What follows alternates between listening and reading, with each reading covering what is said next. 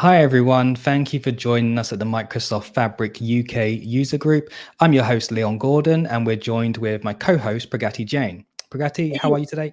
I'm good. I'm good. How are you? Yes, good. Fairly tired. Looking forward to the weekend, but good. Thank you this end. How's your week been so far? Yeah, it was pretty busy. And yeah, I think same thing for me. Just can't wait for the weekend and just finish Friday tomorrow, I guess. Absolutely. I think the great news at the moment, I think it's the same for you as well, Pragati, is that everything is revolving around Microsoft Fabric, client conversations, delivery, training, DP600, etc. Everything is aimed towards Microsoft Fabric.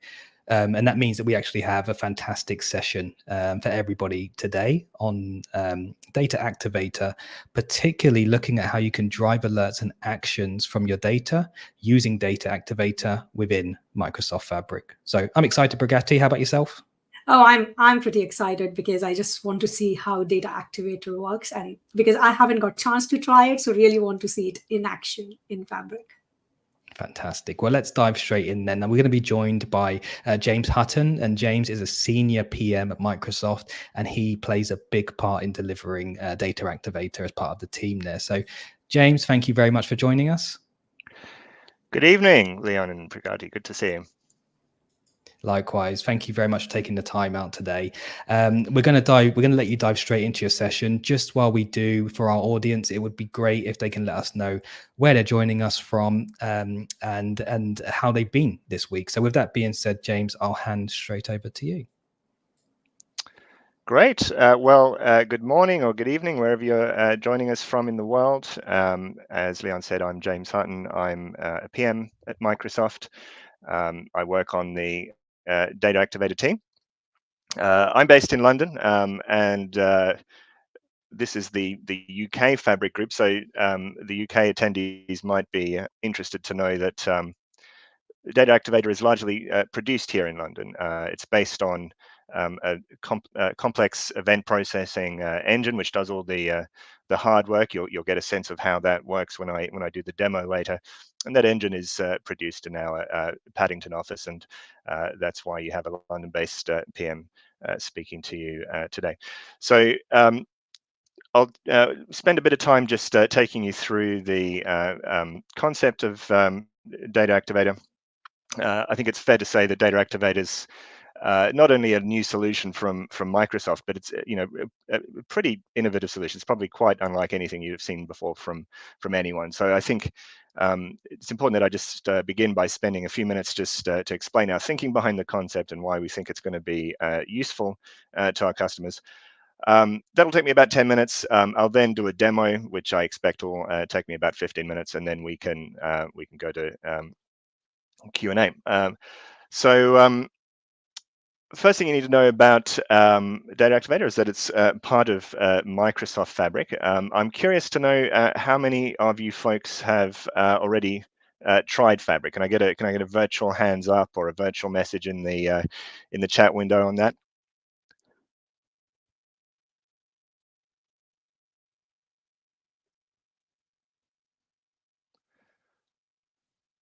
All right, we've got at least one person who's tried Fabric. That's awesome. Has anyone by any chance tried Data Activator? I'm very interested to know if anyone's had a go with Data Activator yet.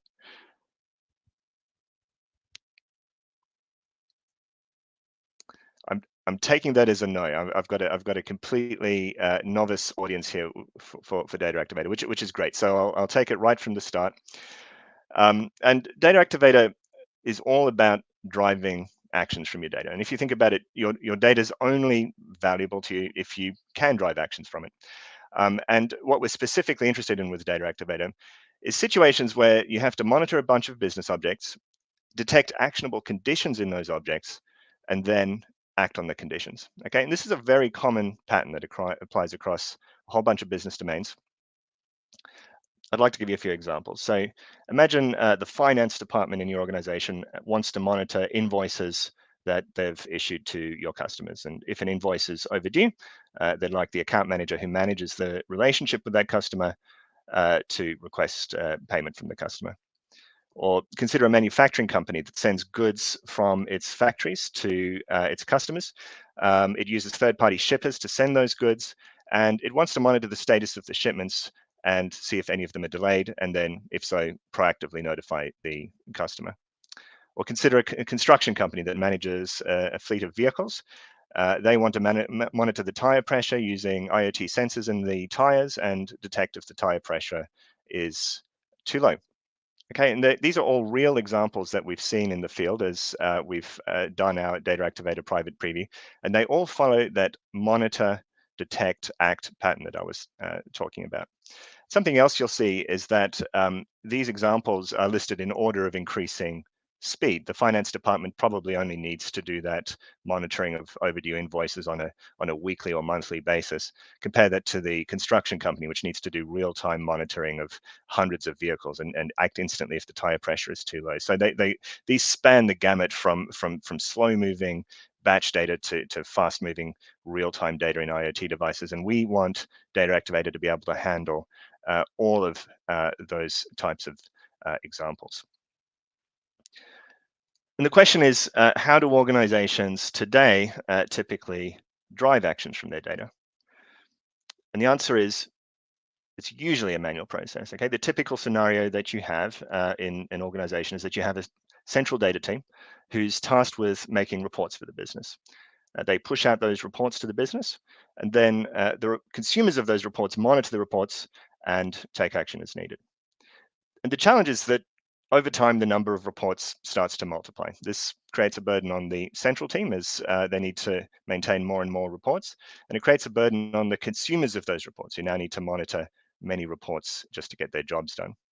And what we see is that very often people are just too busy to check on the reports, or they forget, or sometimes they're not even aware that these reports exist. And the end result is that things fall through the cracks. Okay, so that's the challenge with manual monitoring of reports, okay? Diverts your staff, and it's very hard to scale as the number of reports that you need to write continually increases. But how could we solve this? Well, we could solve it through automation, okay? Think about that example with tire pressure in the trucks that I mentioned. Wouldn't it be nice if we could just send an automatic alert to the relevant mechanic to warn them that they need to inflate the tire? Now, the challenge with this is that rules quickly get complicated. If you think about the tire pressure example, well, the right tire pressure depends on the make and the model of the truck. If the pressure's at 0, that's a very different matter to the pressure being just below the correct pressure. And then you need to figure out which mechanic to notify. Then that's going to depend on where the truck is. And all of these rules need to get encoded into your alert logic somehow. And that is typically required writing code in some form. And that code might just be a SQL query, or it might be a Power Automate flow, but it's code nonetheless. And the challenge with writing code is, of course, you have to write a spec for the technical team. And then when the rules change, you have to rewrite the code. And so it just often turns out to be impractical. And what we find is in practice, people always just fall back to that manual monitoring. So what we need is to have some way that we can get to no code alerts. Okay, so what we need to do is to empower the people who understand the rules, for example, the truck mechanic, to define these alert logic themselves without the need to write code. Okay, so what we want to do is to empower the experts who know what rules to look for in the data to be able to create alerts on the data themselves. How can we achieve this? Well, here's what we think is needed. If you think about all of your databases and your data warehouses and your reports and your streaming data, we can classify these as the systems of intelligence in your business. And you think about the systems where you act on those systems of intelligence, that could just be email and Teams, but it could also be line of business applications within your organization. It could be ticketing systems that are the systems where you track the actions that you need to take based off this data. What we think is needed is something that sits in between, something that we call a system of detection that can automatically detect actionable conditions in your data and then use that to drive action in your systems of action. Okay, and that's what Data Activator is. It's a system of detection which is targeted at the non-technical business analyst. So by business analyst, I mean someone in your organization who is sits with the business, who understands what rules are relevant in your data, and who is going to be able to write no code alerts based on what they need to, what actions they need to drive in your data. Okay, and so that this is basically the concept behind Data Activator. It's one place in Microsoft Fabric. It can connect to multiple sources of data within Fabric. As of today, that's Power BI datasets and event streams streaming data.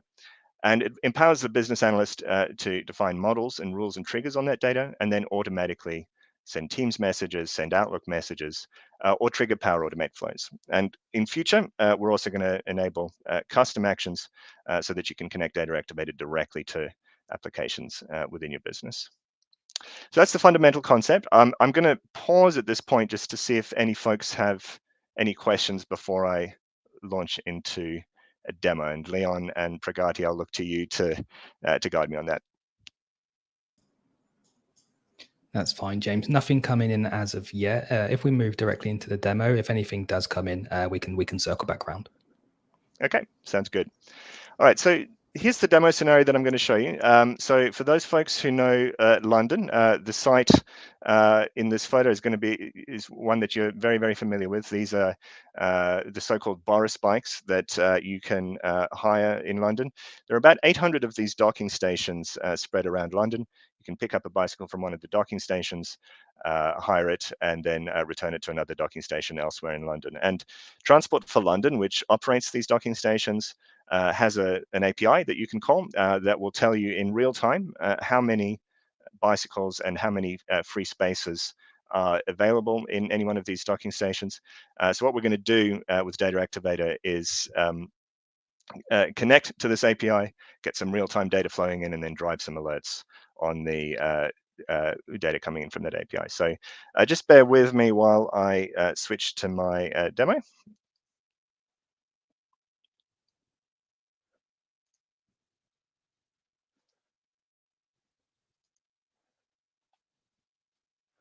Okay, can you see my demo?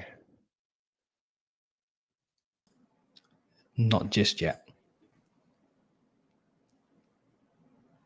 Okay, sorry, I think I forgot to hit the share button. How's that? Yeah. Perfect. Thank you. Fantastic. Okay, great. All right, so I'm actually going to start outside of Data Activator. I'm going to start inside event streams. So for those of you who haven't tried out event streams, this is one of the experiences in Fabric that is designed for dealing with real-time streaming data. And what we're doing inside this event streams artifact in Fabric is you can see here on the left, I've connected to the docking station API that I was talking about. And what I've done here is I've created this routing rule that's going to route my data through from the API into Data Activator. So you can see here, this is called the docking station reflex, and that's because Data Activator items in Fabric are called reflexes. And so what this is basically saying is we're pulling the data from the API and sending it through to Data Activator. And you can see here what the data from the API looks like. What I get is a docking station ID, its location, and then crucially, I've got the number of bikes available in the docking station and the number of empty docks. Okay, so let's flip across now to Data Activator, and what you can see here now is this is that same data that's flowing in from the API, and you can see here it's coming in real time. I'm getting about 2 events per second flowing in through this API. And what I'd now like to do is to start building up some Data Activator alerts based on this data. So what it's asking me to do is to assign my data to a Data Activator object. Now, remember at the start, I talked about how Data Activator is all about monitoring objects and detecting conditions on those objects. So what it's saying is well, what type of object is it that you're trying to monitor? Well, I'm trying to monitor a docking station. So let's call our object docking station. It's now asking me, well, which data about docking stations do you want to bring in? And the first thing it's asking me is, well, it needs to know what is the column that identifies uniquely a docking station. So that's this bike point ID property. And we're interested in bringing in a number of bikes, the neighborhood of the docking station, and let's say number of empty docs as well. Okay, that looks pretty good. I'm going to save that, and then I'm going to flip across to what we call design mode in Data Activator, which is where we can start doing our modeling. So it's created this nice docking station object for us with a bunch of properties on it, which were the ones we brought in from the event stream. If I click on this number of bikes property here, what it's going to give me now is just a visualization of the data for that property. So what it's done here is it's just made a random sample of 5 of the docking stations, and you can see it's giving me just a chart over time, which shows me how many bikes are available in each one of these docking stations. Okay, so that looks good. So let's now see if we can build a trigger based on some of the data in this object. So I'm going to click New Trigger, and I'm going to make a trigger which will notify me if there are not enough bicycles in one of the docking stations. So you can imagine if I'm a manager at TfL, I might want to check if there aren't enough bikes in a docking station so that I can go and transport some bikes to that docking station. Okay, so let's call this not enough bikes in docking station. And I want to base this off the number of bikes property that we already looked at. And you can see here, it's asking me now to define a detection condition for this trigger. And I've got a whole bunch of conditions that I can choose for my detection condition. I'm just going to pick a very simple condition, which is becomes less than. Okay, and we call it becomes less than because what this is going to do is going to notify me if the number of bikes in the docking station was greater than 5, and then it becomes less than 5. Okay, so I've set up my detection condition, and you can see here what it's showing me in this chart is how often historically this trigger would have fired if I'd had this trigger active. And you can see it's firing quite often based on this chart. And now what it's asking me to do is to say, well, what do you want to do if this trigger condition is met? And so I've got 2 options here. I can send an email or a Teams message. Let's just pick email. And what I'll do is I'll just give this email a bit more of a informative subject. Let's just say not enough bikes in docking station, and perhaps the following docking station doesn't have enough bikes. Okay, and then finally, let's just say, I also in my email want to include what street and neighborhood the docking station is, and then also how many bikes and empty docks it has. Okay, so what that's going to do is it's going to generate an email every time we have fewer than 5 bikes in any one of the 800 docking stations spread around London. I'm going to show you in just a minute what that email looks like, but before we get there, I want to talk a little bit more about some of the monitoring that you can do with Data Activator, because what we have so far is a fairly simple threshold condition where I'm just checking if the number of bikes becomes less than 5. But one of the things we're trying to achieve with Data Activator is to enable complex monitoring of complicated patterns over time. So I want to give you a sense of some of the more sophisticated pattern matching that we can do with Data Activator. Probably, I'm not interested in getting alerted just as soon as the number of bikes becomes less than 5, because maybe someone's going to return a bike in the next couple of minutes. What I'm really interested in is, does it become less than 5 and stay less than 5 for, let's say, an hour? Okay, so now what this is going to do is it's only going to alert me if it's become less than 5 and it's remained beneath 5 for less than 1 hour. I can also start to add some filters to this condition. So for example, I might be only interested in docking stations in the Belgravia neighborhood. Okay, so I can add a filter on this, which will now filter by the neighborhood being Belgravia. So I hope you can see what I've now got is actually a fairly sophisticated condition. I'm going to check docking stations in Belgravia to see if any one of the Belgravia docking stations have fewer than 5 bikes, and it stays less than 5 for at least an hour. Okay, so I hope this that gives you a sense of what we're trying to achieve with Data Activator. We're going to continue to build out Data Activator over the coming months with more and more of these complex pattern matching over time. Okay, so that's the trigger condition. I'll just give you a sense of some of the other things we can do on the Act side as well. One of the interesting things we've done with Data Activator is we've also integrated it with Power Automate. So those of you who've used Power Automate will know that it's got over 200 connectors to all sorts of different systems. And so by integrating Data Activator with Power Automate, what we've done is we've enabled you to connect Data Activator to any one of those 200 systems so that you can drive actions in those other systems as well. And just before this session, I made this flow that you can see here, which is going to add an item to a to-do list when my Data Activator trigger fires. And the way that this works is we have this notion of a custom action. I'm not going to take you through the full flow of setting up a custom action because there are a few steps to it, but the gist of it is that you can create this reusable connection to a flow. And once you've done that, anybody in the organization can then trigger a flow from this act card. So you'll see I've got this custom action here called add item to-do list, and this is now going to let me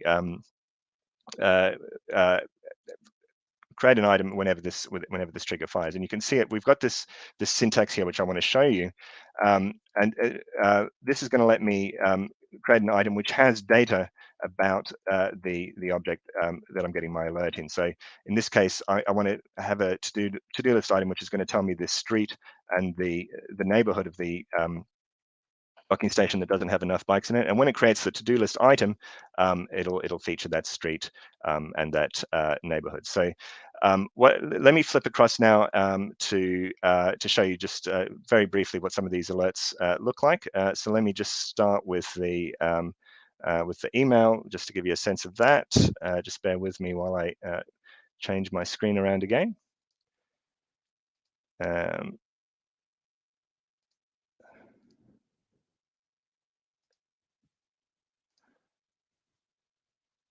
Okay, I'm hopefully sharing an email now. Do you, sorry, there's always one extra button I've got to click. That's okay. It looks like it's coming through now. Yeah. There we go. The screen. All right. Yes. Perfect. So that gives you hopefully a sense of what that email looks like, and you can see it's got that all of that data that I added in my alert earlier. You see the mail does come from Microsoft. One of the questions that I often get when I show this is, well, can I have the email come from within my organization? And the answer is yes, you can. You use that Power Automate integration that I showed you before to send the email from within Power Automate, and then that will come from within your organization. And I'll just for completeness also show you the to-do list item that got created, just so you can see how that works. Again, just bear with me.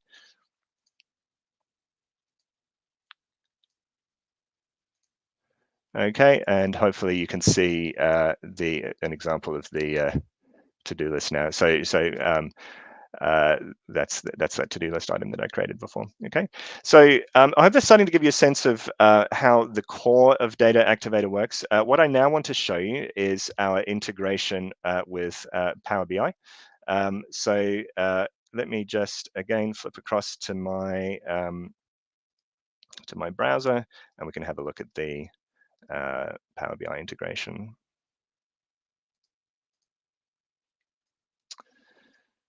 Okay, so let's flip back to my workspace. Now, what I did was to create a Power BI report that is built off that same streaming data from the API that we looked at before. So what I've got now is this report that just lets me pick a neighborhood, and then I can see the occupancy rate over time for all of the docking stations in this particular neighborhood. And I just made a little Power BI measure to convert those absolute numbers of bicycles into an occupancy rate. So we've now got some occupancy targets which we can monitor. So let's say we're interested in checking whether any one of the docking stations has an occupancy rate of less than 20%. Well, what we now have in Power BI is this set alert button that you can see here in the top of the ribbon, and this is also available on most of the visuals that are available in reports now. So if we click set alert, you can see what it's now doing is asking me to set up a Data Activator condition, which is going to get saved within a Data Activator item. So let's say we're interested in checking whether occupancy becomes less than 20%. So I can set up this condition, becomes less than 20%. It's asking me for the notification type. Let's leave that at email, and then I can save this alert within the same docking station reflex item that I showed you before. And I actually did that before the demo, so I'm not going to hit create. I'll just flip back across to the docking station reflex, and then you can see here the trigger that it's set up within Data Activator. So again, we've got our condition set up here, becomes less than 20%, and then that's set up to send me an email. And one of the things I want to highlight about the Power BI integration is that with this alerting facility that you now have, you can send alerts not only to yourself but to other people within the organization.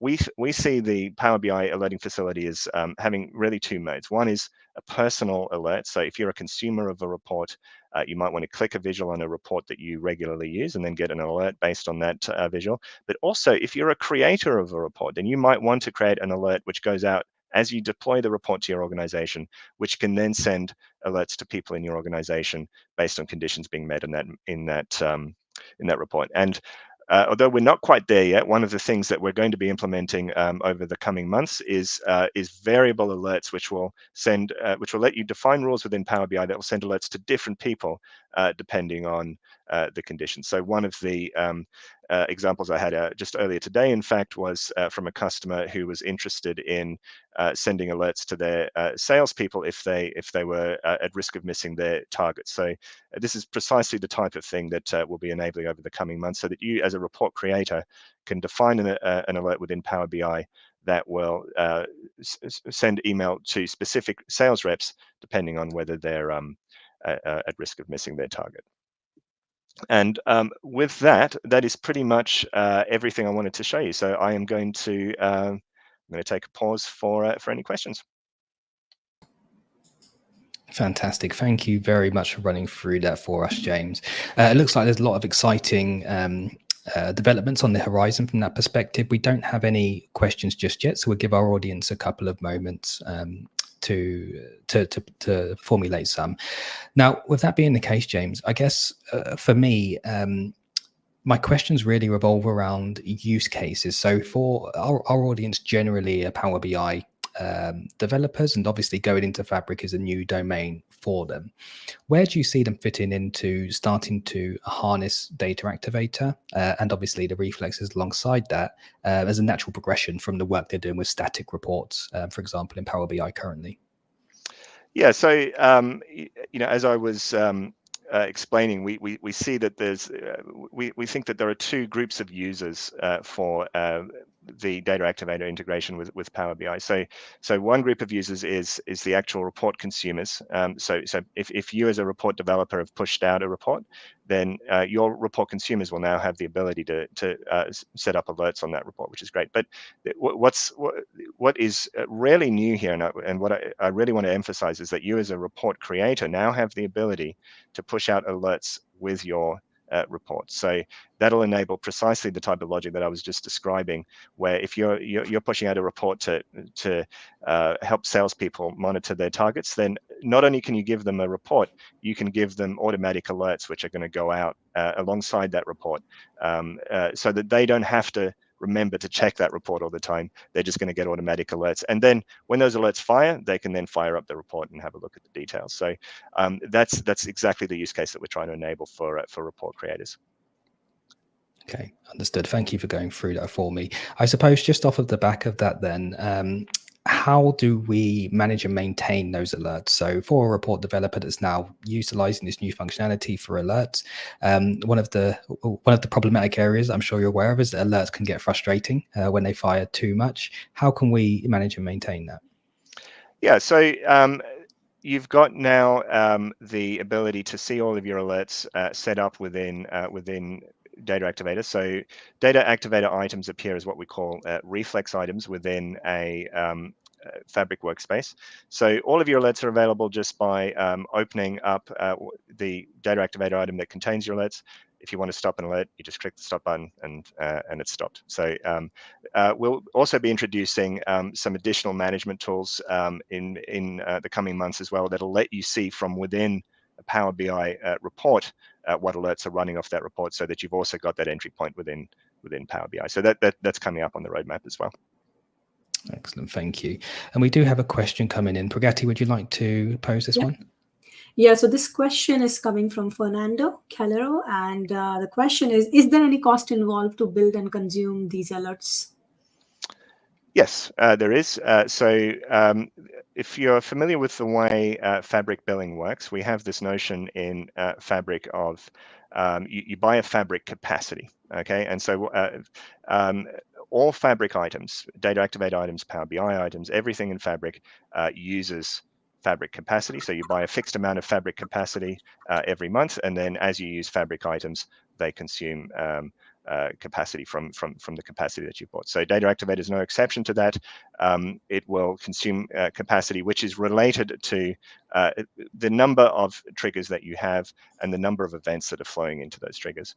We haven't yet released the exact pricing model for Data Activator, but that's basically the concept. The more triggers you have and the more data events that those triggers are processing, the more capacity they'll consume. Thank you, James. Fantastic. Thank you. That's all of the questions that we have from the audience so far. Pragati, anything else from yourself? Yeah, I think for me, there's one question, James. I mean, I really don't know if it is really from this space, but like, for example, in Fabric, you can currently, like, for example, share your lakehouse or share your data warehouse with other users. Now, when I'm creating this experience around Data Activator, so can I also, share the reflex item that you just showed, which is created within Data Activator? Can I share it with other, say, users within my team, like just for collaboration purposes, or currently it is not available?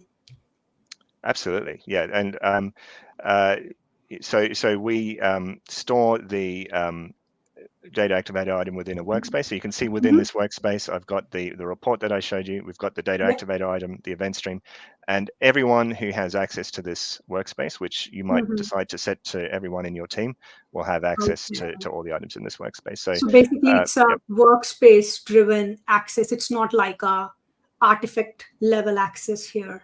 Correct. Exactly right. Yep. Okay. Thank you. Excellent. We do have one more question coming in from Andrew Puri. And this one is, how can I think of metrics or goals with alerts versus Data Activator?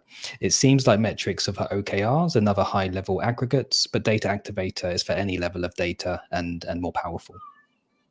Yeah, I think that's right. I mean, one of the purpose of the metrics feature within Power BI is, as you say, Andrew, really targeted at helping you track your progress towards meeting a goal. And so they're excellent at solving that specific use case. Data Activator, as you say, is more general in a number of ways. Firstly, we've got all these different patterns over time that I've alluded to that you'll be able to detect, but also it's not just limited to Power BI data. You can connect to event streams at the moment, and we're going to be expanding that out over time to connect to other types of data within Fabric as well. So Data Activator is just generally about being able to detect patterns in your data, in any of your Fabric data, no matter where it comes from, and then be able to drive actions off that. And as well as that, of course, you'd have seen the fact that we've got connectivity to email and Teams, and then Power Automate. So it's also that ability to drive actions across multiple different systems as well. It's not just send an email when this happens. It's drive any type of action that you think is appropriate off your data. Excellent, thank you, James. And then final question from me before we close: the potential power behind this type of solution it seems to be fairly limitless in terms of, obviously you mentioned the Power Automate integration, using this with real-time streaming data, as well from an alerting perspective. Where do you see this product in the next, again, without going into too much detail, but kind of what's your vision for where this product will be in the next 2 to 3 years, for example? Yeah, we've got a very ambitious roadmap for the product, and really what you can expect to see, without, as you say, going into too much detail, is that you're going to see the ability to drive these alerts and actions appear in many other places in Fabric, apart from just what I've shown you today, which was the Power BI and the event streams. It's going to become a general data tracking and action driving facility within Fabric. So it's going to continue to evolve, and it's going to become a really big part of Fabric for sure. Excellent, fantastic. Thank you, James. And I must say, this has probably the first session we've got through without discussing Copilot as well. Yeah. So we can keep it that way, but I'd like to just say thank you very much for your time. It was a fantastic session, showing the power of what can be achieved with Data Activator as well. My pleasure. Great to be here this evening. Yeah, thank you so much, James. And also, we'd just like to thank everybody for joining us as part of the Microsoft Fabric UK community. It's a pleasure for us to be able to bring you these type of sessions, especially directly from the Microsoft product team as well. So please do let us know. We have dropped a link into the chat where you can leave us feedback. It only takes 10 seconds or so to let us know what you would like to see and who you would like to see as well joining us here to bring you more content on Microsoft Fabric. And yeah, please do fill out that feedback, because that's because of the feedback we are trying to bring the content you guys really want to, see on the community. So please, it just takes 10 seconds to fill that feedback. If you want the great content, then yeah, please go back and fill that feedback for us. Fantastic. Thank you, everybody. You could have been anywhere in the world, but you've been here with us at the Microsoft Fabric UK user group. Stay safe. Thanks, everyone.